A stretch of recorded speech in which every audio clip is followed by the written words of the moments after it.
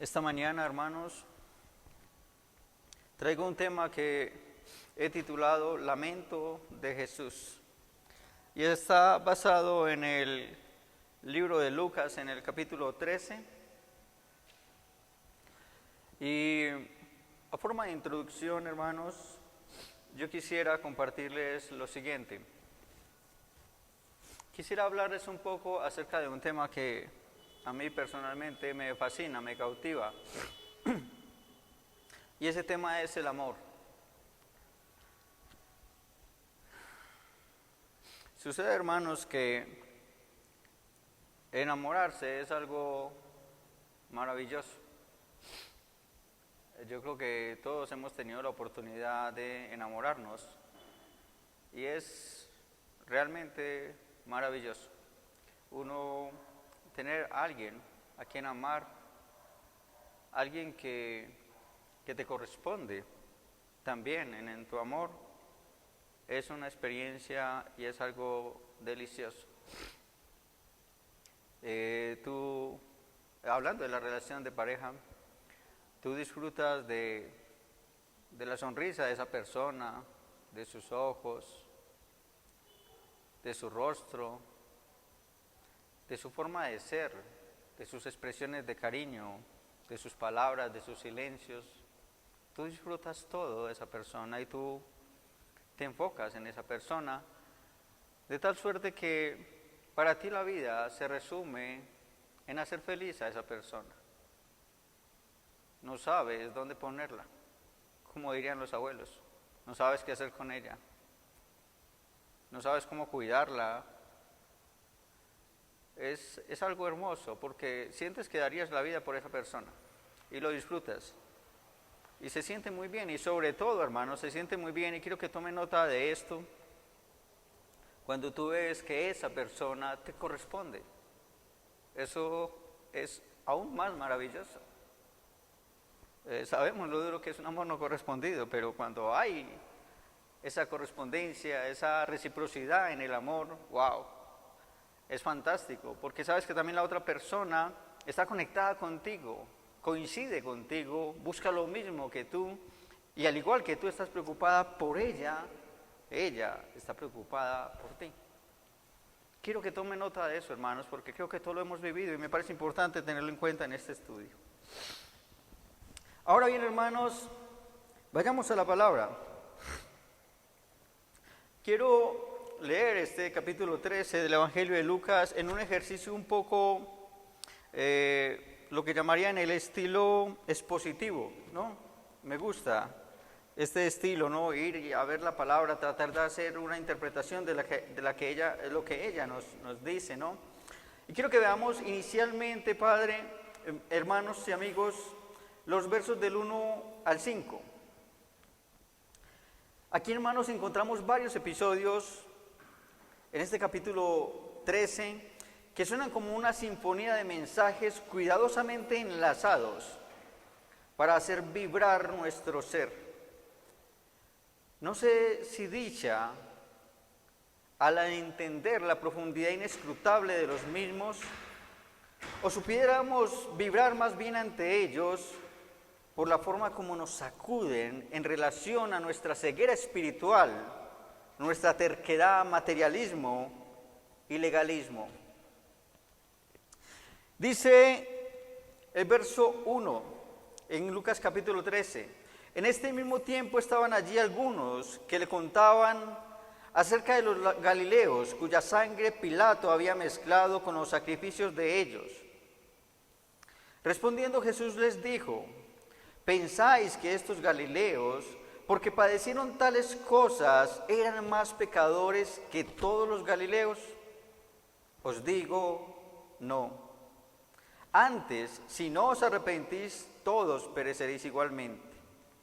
O aquellos 18 sobre los cuales cayó la torre en Siloé y los mató, ¿pensáis que eran más culpables que todos los hombres que habitan en Jerusalén? Os digo, no. Antes, si no os arrepentís, todos pereceréis igualmente. En un primer episodio, de los versos 1 al 5, encontramos una clara alusión a esa actitud displicente con la que miramos por encima del hombro a nuestros semejantes. Aquí vienen unos hombres y le dicen, Jesús, le dicen, Señor, ¿tú qué piensas de estos hombres que murieron de esta forma tan trágica a manos de Pilato? ¿Tú qué piensas de estos hombres? Pareciera que ellos se dijeran a sí mismos, como muchas veces nos pasa a nosotros, se lo tenían bien merecido. Eran unos pecadores y por eso sufrieron ese mal. Entonces ellos se veían a sí mismos como mejores que sus semejantes.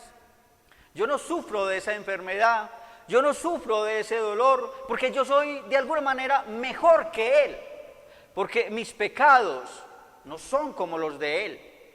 Ellos sufren de esa forma porque sus pecados son peores que los míos. Esa es nuestra forma de mirar a nuestro alrededor y ver lo que le sucede a nuestro prójimo.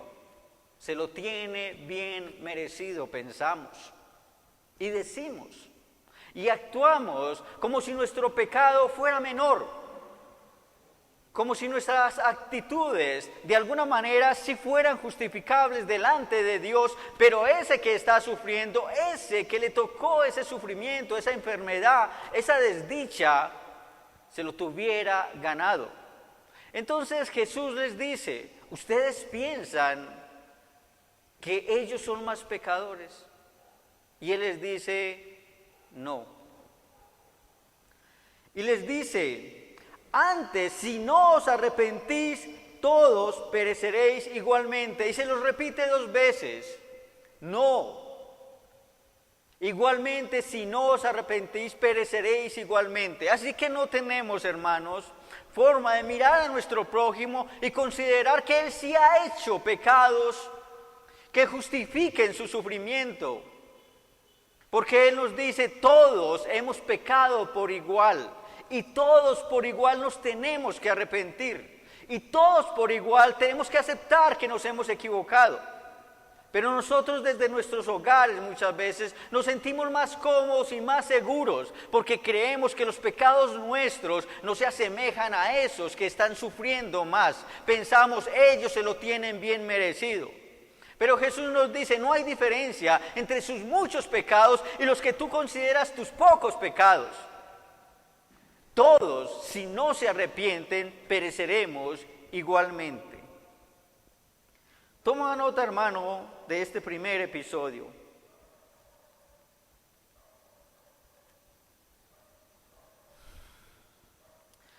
Ahora, a continuación, Lucas nos presenta la parábola de la higuera estéril, donde nos dice, dijo también esta parábola Jesús.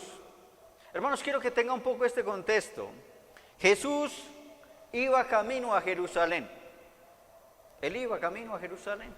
Y en ese recorrido hizo milagros y dio todas estas enseñanzas que estamos leyendo acá en Lucas. Él va camino a Jerusalén, hermanos, recuerde eso. Y dice, dijo también, verso 6, esta parábola.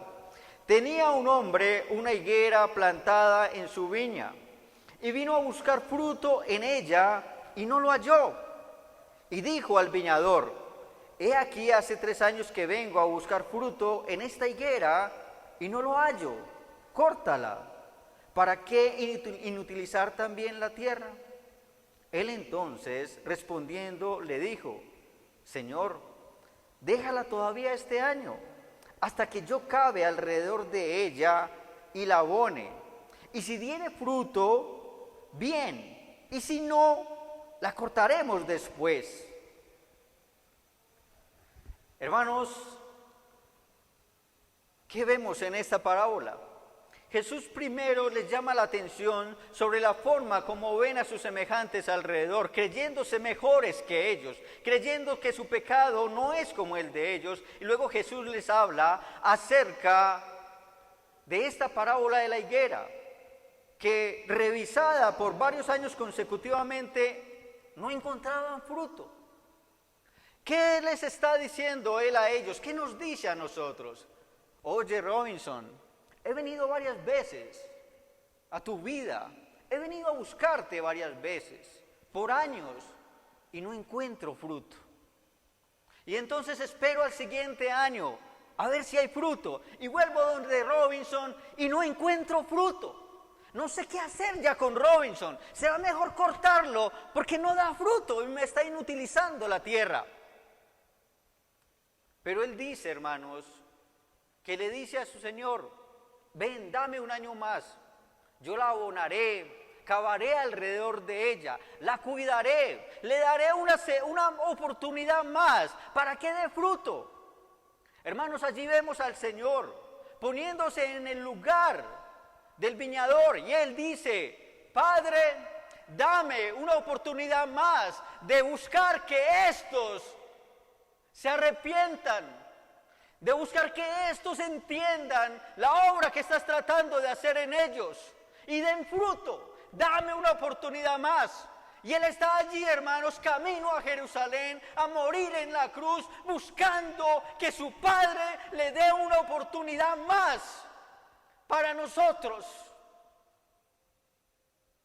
Les dice: Padre, permíteme este sacrificio. Y Él está allí, camino a la cruz, cavando alrededor de nosotros, abonándonos, dándonos su palabra, su perdón, su testimonio, buscando que esta vez, hermanos, demos fruto. Eso esperaba Él de ese pueblo de Jerusalén, un pueblo terco, un pueblo ciego espiritualmente, un pueblo que no le escuchaba, un pueblo que se resistía a su voz y a sus profetas, buscando que el Padre les dé una nueva oportunidad de que se arrepientan y de que le escuchen y de que den fruto. Y yo te pregunto, hermano, ¿cuántas veces, o amigo, cuántas veces Jesús te ha buscado esperando encontrar en tu vida fruto? Esperando encontrar un cambio en tu vida, esperando encontrar que realmente le toques, le veas, le vivas. ¿Cuántas veces ha ido a tu hogar? ¿Cuántas veces ha ido a tu oficina? ¿Cuántas veces te lo has encontrado en el camino? Y Él busca encontrar fruto y no lo halla. Y de pronto se dice a sí mismo: ¿qué haré? Vez tras vez voy donde Pepito, donde Juanita, y no hallo fruto. Me está inutilizando la tierra. Estoy perdiendo el tiempo. Sería mejor cortarla. Pero Jesús, hermanos, en Juan 3:16 nos dice que Jesús, hermanos, de parte de Dios, es una oportunidad más de que demos fruto. Es una oportunidad más que dejemos de mirar al prójimo por encima del hombro, considerando que él sí se merece el sufrimiento y que nosotros nos merecemos algo mejor. Primero nos tenemos que arrepentir y aprovechar la oportunidad que tenemos frente a nosotros, porque esta es la última oportunidad, hermano y amigo. ¿Tú piensas que Él va a estar siempre tocando a tu puerta? ¿Tú piensas que Él va a estar año tras año buscando fruto y esperando que lo des? Hermanos, llegará un día en donde seremos cortados. Llegará un día en donde no habrá más oportunidades. Esta, hermanos, es la oportunidad. Esta es, hermanos, hoy es tu oportunidad. ¿Qué vas a hacer frente a esos? ¿Vas a hacerte loco como allá los ciudadanos de Jerusalén que se creían mejor que los otros? Él les dice: aprovechen su oportunidad porque yo he rogado al Padre para que no sean cortados.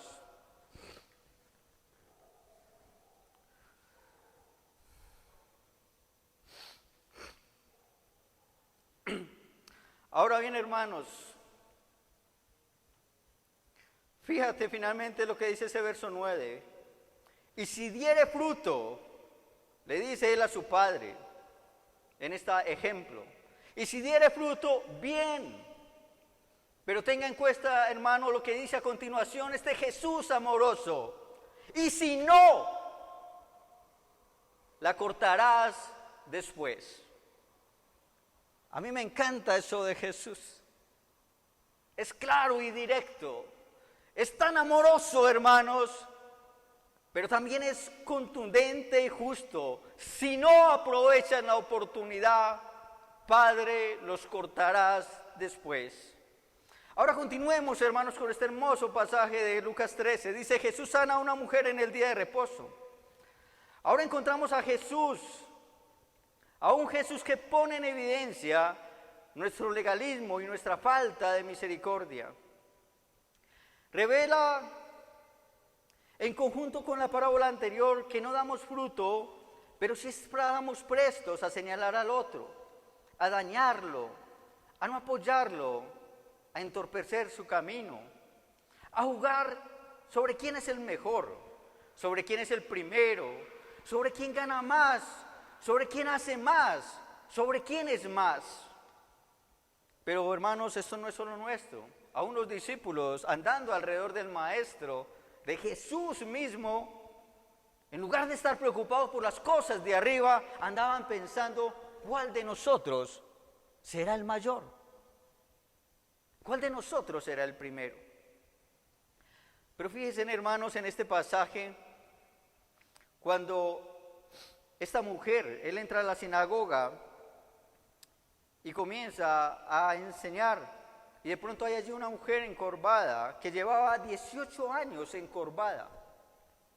Sufría un mal, no nos especifican qué mal, pero estaba encorvada y Jesús hace su enseñanza, pero él se acerca a esta mujer.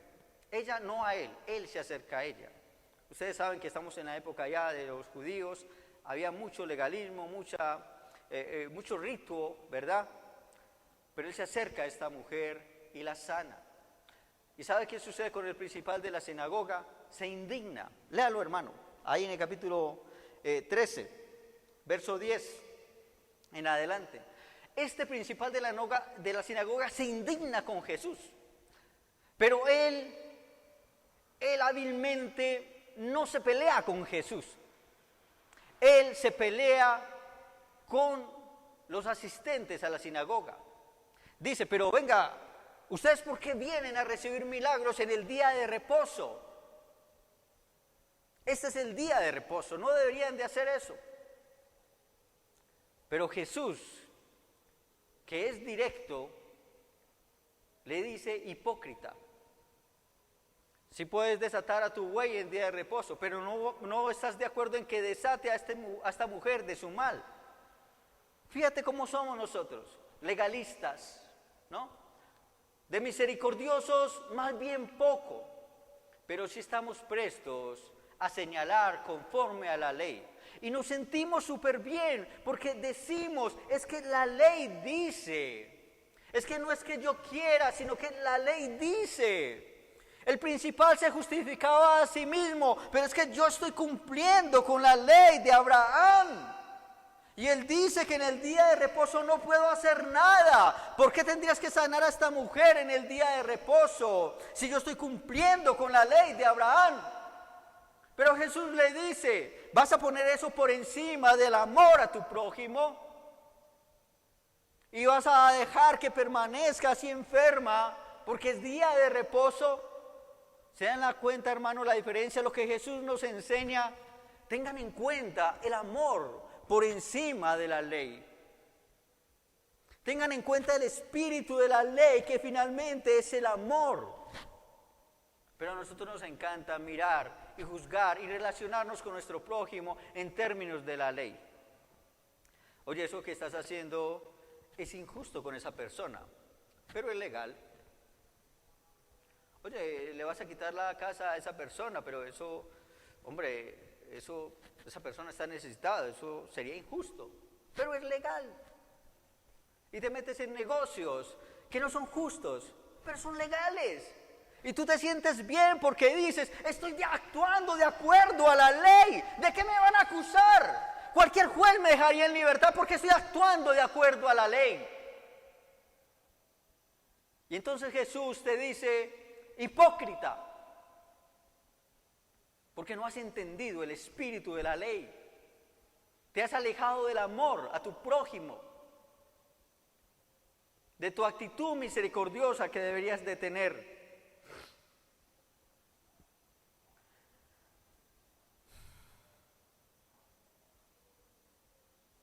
Ahora bien, hermanos, quiero reflexionar a continuación con dos parábolas que aparecen allí, la de la semilla de mostaza y acerca de la parábola de la levadura. ¿Qué conexión tiene esto, hermanos? Viene Jesús hablándoles acerca de cómo deben cambiar sus actitudes, de cómo deben recibir y aprovechar esta segunda oportunidad que se les está dando, de cómo se deben alejar del legalismo y de la hipocresía. Y les dice, ustedes están menospreciando algo que es grande a causa de eso. Con ese legalismo, con esa hipocresía, con esa incredulidad, se están alejando del reino de los cielos. ¿Y saben qué es el reino de los cielos? Él les dice, el reino de los cielos, Él se pregunta, ¿a qué lo compararé?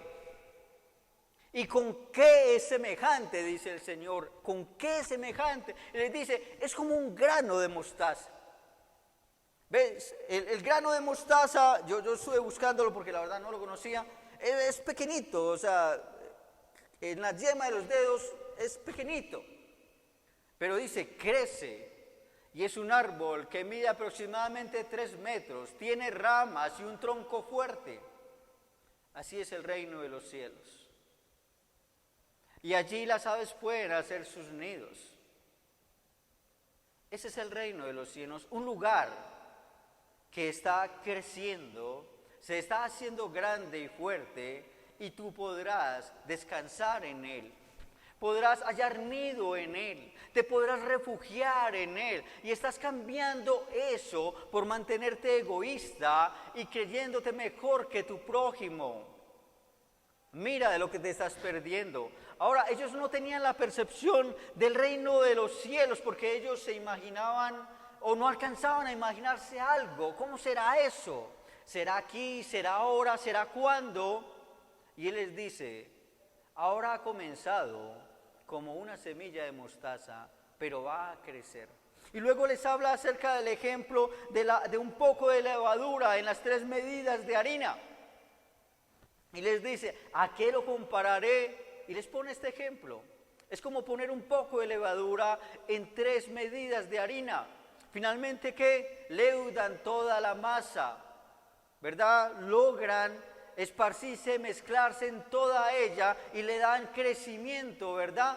Al pan, ¿no? Ese es el reino de los cielos, hermanos, que está entre nosotros. Uno pensaría, esos son 3 aleluyas, por allá brincando en la iglesia. No, hermanos, el reino de los cielos es grande. El reino de los cielos está creciendo. El reino de los cielos es refugio para los que se acercan a Él. Pero Jesús les dice, ustedes lo están menospreciando por esas actitudes que aún mantienen en sus vidas. A continuación, Jesús les habla acerca de entrar en el reino. Porque ellos se preguntan, Señor, viéndolo así, eso se ve un tanto complicado. Entonces ellos se preguntan, ¿cuántos podrán ser salvos? Le preguntan a él, Señor, dinos un número, ¿cuántos podrán ser salvos? Entonces ahora en este penúltimo mensaje encontramos la alusión a la puerta angosta en respuesta a la pregunta de si son muchos o pocos los que se salvarán.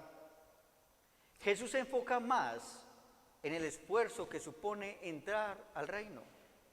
La batalla que implica que un número específico, se enfoca más en la batalla que implica entrar al reino de los cielos que en un número específico. Pensar en un número es tal vez como considerar que si el número es grande, uno podría decirse, bueno, igual tendré oportunidad. Son tantos que a lo mejor de suerte caigo ahí. Pero si el número es pequeño, pues uno podría decir, pues ni para qué intentarlo, ahí no voy a tener chance. Porque así somos, ¿verdad? No pensamos tanto en el esfuerzo y en la batalla que implica ganármelo, sino si de suerte de pronto tendré cabida allí en el reino de los cielos.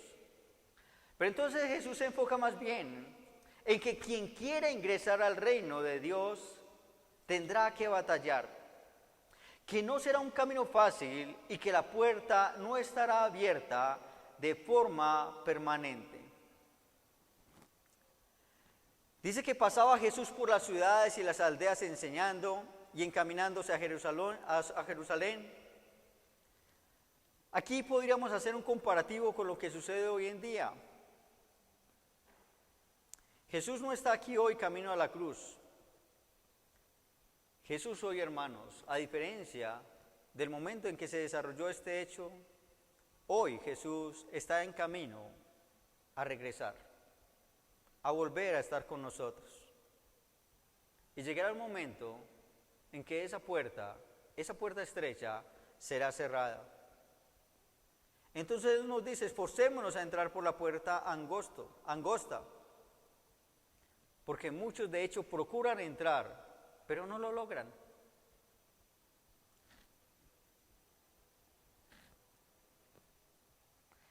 Entonces dice el relato que muchos comenzarán a decir, cuando esta puerta vaya a ser cerrada, le comenzarán a decir, pero Señor, delante de ti hemos comido y bebido, y en nuestras plazas enseñaste, y se autojustificarán. Hermanos, muchos que están a veces frente al predicador, frente al pastor, piensan que ya hicieron la batalla y que ya se ganaron el derecho a estar en el reino de los cielos. Porque nos decimos a nosotros mismos, yo voy cada 8 días a la iglesia, yo doy limosna en los semáforos, yo doy donativos para la iglesia, yo asisto a un grupo de oración, yo hago el rosario juicioso todos los días. Y dicen a sí mismos, yo tengo derecho a entrar allá. Pero Jesús les cerrará la puerta y no los dejará entrar. Y ellos se justificarán y dirán eso. Oye, Señor, yo estuve todos los domingos yendo a la iglesia. Yo estuve en muchos ministerios. Yo estuve en muchas salidas cristianas. Yo estuve en muchos eventos de servicio social. ¿Por qué no me vas a dejar entrar? No, hermanos. Porque muchas veces, cuando tú estás escuchando esta palabra, sencillamente te entra por este oído y te sale por este otro. Pero no pasa nada en la mitad. No pasa nada en medio. Te tienes que preguntar, me tengo que preguntar, si cuando la palabra de Dios me llega por aquí, antes de salir por acá, causó algo aquí, en mi vida. Si en algo la revolucionó, si en algo la mejoró, si en algo la transformó. Porque si esa palabra solo entra por este oído y sale por el otro, puedes escucharte todos los sermones, puedes ir a todos los retiros espirituales que quieras, pero si esa palabra que escuchas tantas veces en tantos lugares no ha logrado que aquí pase algo en tu vida, que aquí tú le creas a Jesús, que tú le creas a su palabra, entonces sencillamente, hermanos, la puerta te será cerrada en tus narices y no tendrás ingreso. Y dice el Señor que allí será el lloro y el crujir de dientes. Él no va a comer cuento. Él no. Tú puedes engañar al pastor, tú puedes engañar a tu familia, tú puedes engañar a tus amigos, tú puedes engañar a las personas alrededor haciéndoles creer que eres ese cristiano que sí sigue a Jesús, que sí obedece su palabra, que sí está en conexión con Él. Pero te digo algo, a Jesús no lo vas a engañar. ¿Y sabes qué te dirá Él? Nuevamente, el tema de la claridad de Jesús. Él te dirá, hacedores de maldad. Hacedores de maldad. Y dice, y ellos no tendrán lugar en el reino que estará conformado, hermanos, por personas que vienen de todas las latitudes, nos dice el pasaje, del oriente, del occidente, del norte y del sur. Así que nadie, ni el pueblo, ni el propio pueblo judío, tiene un puesto asegurado en el banquete de forma automática. Todos tendremos que batallar para entrar por la puerta estrecha. No pienses que de gratis, sin batallar, sin luchar, te vas a ganar el derecho a estar en ese banquete. Él tenía el pueblo elegido, pero le dio la espalda, no lo quiso escuchar. Y él abrió el banquete, la fiesta, como hablaba Sandra García en estos días, para que todos entraran. Para los que le obedezcan, entren y tengan derecho a su puesto. Y por eso termina este pasaje diciendo, los primeros serán los postreros. Porque aquellos que fueron convocados inicialmente para asirse a un lugar en el banquete del Señor, en la salvación, lo tomaran, pero lo desecharon. Entonces esa es la pregunta que nos tenemos que hacer. ¿Estoy desechando esa oportunidad de hacerme con ese tiquete y disfrutar del banquete? ¿Estaré yo sentado allí en la mesa con todas estas personas que vienen de todas las latitudes para disfrutar de la presencia del Señor? ¿Realmente estoy batallando por eso o simplemente lo estoy considerando un trabajo de segunda mano, una labor de segunda mano, una actividad que no es tan importante como mi trabajo, como mi universidad, como mi familia, como mi vida, como mi cuerpo fitness? No, pero vení, es que eso de la religión y política, hermanos, no hablemos. No, hermano, mejor no toquemos ese tema.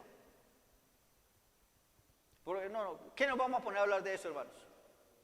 Y no hay tiempo para eso. No hay tiempo para escuchar su palabra. No hay tiempo para vivir su palabra.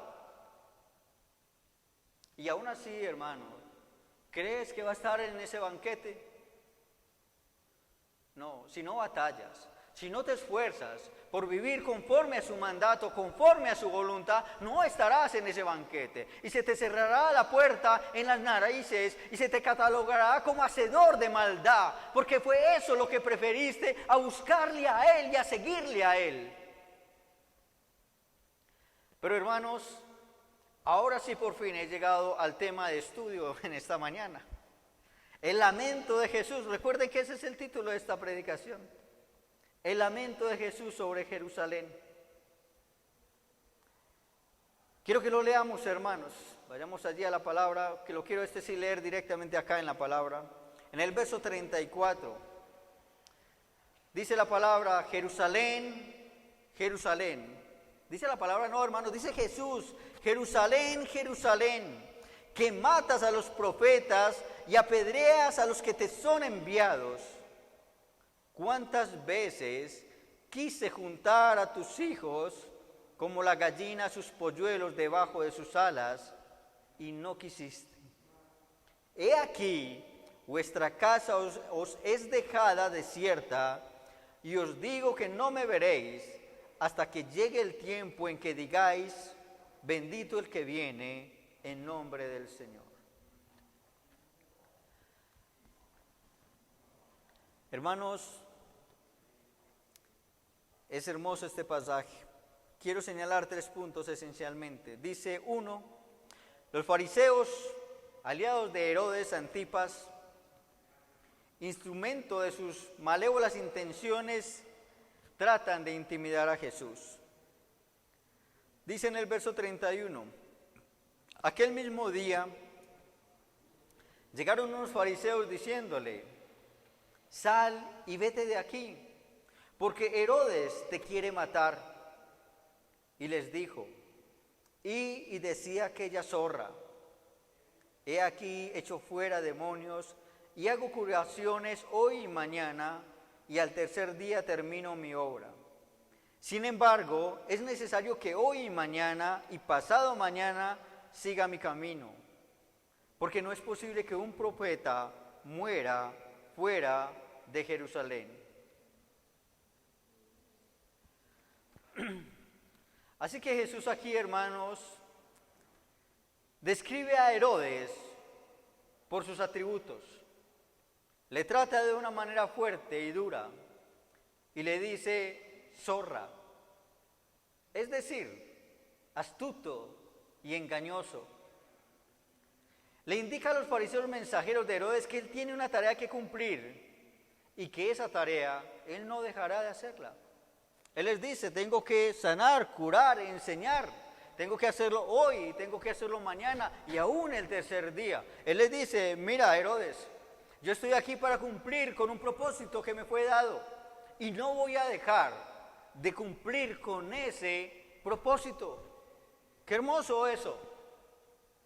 Yo no sé, Herodes tendrá su ejército, tendrá su guardia privada, según leemos en algunos escritos, pero él le dice, yo no me voy a dejar intimidar por ti, porque yo vine a hacer una tarea y la haré hoy. Díganle a esa zorra que estoy haciendo la tarea y la seguiré haciendo mañana y aún pasado mañana, es decir, continuaré mi tarea hasta terminar de hacerla. ¿Sí? Ahora, también les hace saber que él tiene un camino que lo conduce fuera de Perea. Él estaba allí en la tierra de Perea, en donde tenía Herodes derecho, ¿no?, político, y que efectivamente Jerusalén es su objetivo, pero que el llegar allí, el irse para Jerusalén, no tiene nada que ver con que él le siga el juego a Herodes, sino con el cumplimiento de las Escrituras, las cuales señalaban que él debía morir en Jerusalén en manos de su propio pueblo. Llegan estos fariseos y tratan de intimidarlo. Oye Jesús, vete de acá porque Herodes te va a matar. Porque los fariseos lo querían en Jerusalén, porque ellos lo querían tener en sus manos, donde ellos tenían más poder de injerencia. Allá lo podemos capturar y nos deshacemos de él. Tratemos de agilizar el paso para que se vaya para allá. Y en ese sentido ellos se apoyaron en Herodes para tratar de intimidarlo. Pero Jesús les dice, díganle a esa zorra que estoy haciendo la tarea que mi Padre me ha encomendado hacer. Y la haré hoy, mañana y pasado mañana hasta que la termine. Y si bien es cierto que voy a Jerusalén, voy porque allá es donde debo morir. Porque allá es donde debo caer en manos de mi propio pueblo para ser sacrificado y cumplir con mi máximo objetivo. Así que la muerte no es mi fracaso, les dice, la muerte es mi victoria y voy hacia allá por mi victoria, pero lo haré porque a eso vine, no porque tema a Herodes, no porque le copie a Herodes. Miércoles, yo quisiera tener esa actitud de Jesús. Vine a hacer lo que mi Padre me dijo que hiciera y lo haré. No importa quién me amenace, quién me amedrante, lo haré. Lo haré hoy y mañana, lo haré repetidas veces. Y si a alguien no le gusta, no importa, lo seguiré haciendo porque esa es la tarea que me ha sido encomendada. ¿No te parece que deberíamos de pensar así, hermanos? Esto, hermanos y amigos, nos muestra la enseñanza clara de nuestro Señor, en el sentido de que nosotros también debemos hacer hoy y mañana y pasado mañana, y así sucesivamente nuestra tarea de evangelizar, de proclamar a Jesucristo. Es necesario que esto se cumpla y lo hacemos porque es un mandato que hemos recibido, de tal modo que tenemos que definir de qué lado estamos. O somos, hermanos, de esos fariseos que le dicen a Jesús, ve y predica en otro lado, o le seguimos en el camino que Él nos ha señalado. Finalmente, hermanos, Jesús en un momento cumbre, en su camino hacia Jerusalén, donde al igual que muchos otros profetas de Dios habían sido muertos, Él también sería crucificado. Él se lamenta de cómo, vez tras vez, ha intentado cubrir a su pueblo bajo sus alas, como la gallina a sus pollitos. Pero vez tras vez, su pueblo, a quien Él ama, responde de la misma forma. No le cree, no da fruto y mata a todos aquellos que le son enviados. Y precisamente Él iba en ese camino de ser sacrificado por ellos. Hermanos, acá quiero retomar para ir terminando lo que al inicio les decía acerca de amar. Amar es algo hermoso, se siente hermoso y sobre todo se siente hermoso cuando es recíproco. Pero Jesús acá, hermanos, se está lamentando. En otros evangelios dice que Él llora y Él hace un llamado angustioso a quien ama. Por eso quería compararlo con el amor. Él nos ama, Él ama a su pueblo. Él vino para darle una nueva oportunidad a su pueblo. Él cava a su alrededor y abona su tierra. Les enseña, les predica, los sana y construye una nueva oportunidad para ellos, porque Él les dice: te amo, te amo. Como cuando usted está enamorado y le insiste a su esposa, a su novia, que la ama, y usted no sabe qué hacer para que ella le corresponda, para que ella le entienda, para que ella reciba su amor, pero vez tras vez lo desprecia. Vez tras vez actúa como si usted no la amara, como si no estuviera dispuesta a recibir ese amor que le está dando. Entonces Jesús dice: Jerusalén, Jerusalén, que matas a los profetas y apedreas a los que te son enviados. Dice: ¿cuántas veces? Él dice: muchas veces lo he intentado, muchas veces he querido que te arrepientas, muchas veces he querido que me escuches, muchas veces he querido que cambies ese camino, pero no, vez tras vez matas a los que te envío. Y saben, hermanos, Él sabía que aún Él, siendo el Hijo de Dios, caería muerto en manos de su amada. Caería muerto en manos de su pueblo, por quien Él proclamaba tanto amor. Y yo digo y me pregunto, ¿eso le pasó al pueblo de Dios después de ver de cerca sus milagros, su amor, de recibir sus enseñanzas, y aún así lo crucificaron? Hermanos y amigos, ¿pasará entonces igual con nosotros? ¿Seguiremos sin creerle? Seguiremos recibiendo sermón tras sermón, culto tras culto, grupo de oración tras grupo de oración, pero por un oído entrará y por otro saldrá. Él está aquí, hermanos. Él nos quiere cubrir con sus alas.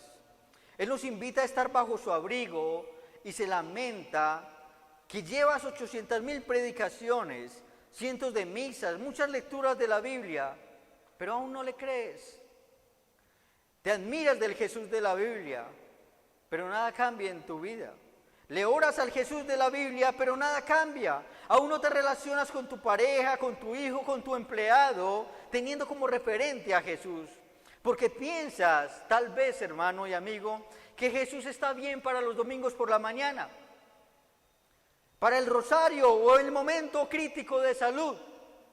Pero piensas y vives una cotidianidad, hermano y amigo, donde Jesús no tiene lugar. ¿Crees que un Jesús cotidiano en tu vida es fanatismo? Pero ese Jesús voltea a ver a Jerusalén, es decir, voltea a verte a ti y dice: Jerusalén, Jerusalén.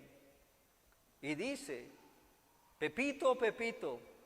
Y dice: Robinson, Robinson, ¿cuántas veces he querido tenerte bajo mis alas y no has querido?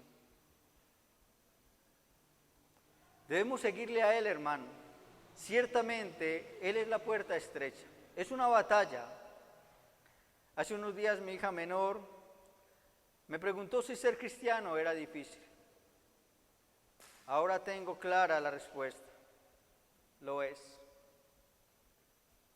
Es difícil,